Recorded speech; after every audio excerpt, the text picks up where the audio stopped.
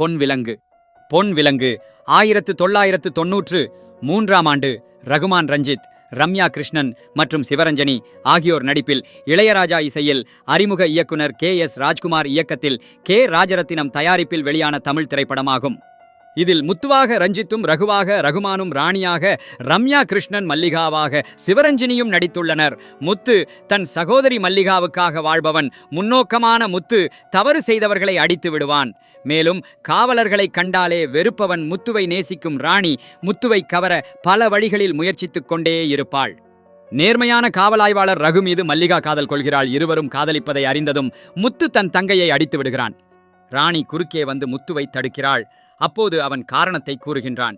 முத்து சிறுவனாக இருந்தபோது ஏழையான அவன் அப்பா தொழில் செய்வதற்காக மிதிவண்டி ஒன்றை முன்பின் அறிமுகமில்லாத ஒருவரிடம் குறைவான விலையில் வாங்கி வீட்டுக்கு கொண்டு வருகிறார். அடுத்த நாள் அவர்கள் வீட்டுக்கு வரும் காவலர்கள் மாவட்ட ஆட்சியர் வீட்டிலிருந்து மிதிவண்டியை திருடி வந்து வைத்திருப்பதாக முத்துவின் தந்தையை கைது செய்து காவல் நிலையத்திற்கு அழைத்துச் செல்கின்றனர். தன் கணவனை பார்க்க வரும் முத்துவின் தாயை காவலர்கள் கற்பழித்து கொன்று விடுகின்றனர். அவமானம் தாங்காமல் அவன் தந்தை தற்கொலை செய்து கொள்கிறார்.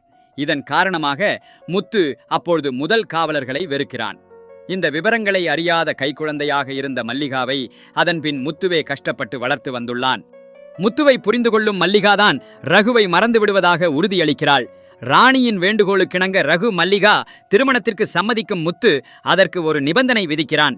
திருமணத்திற்கு முன் ரகு வேலையை விட்டு விலக வேண்டும். இதற்கு ரகு சம்மதித்தானா, திருமணம் நடந்ததா என்பதே முடிவு.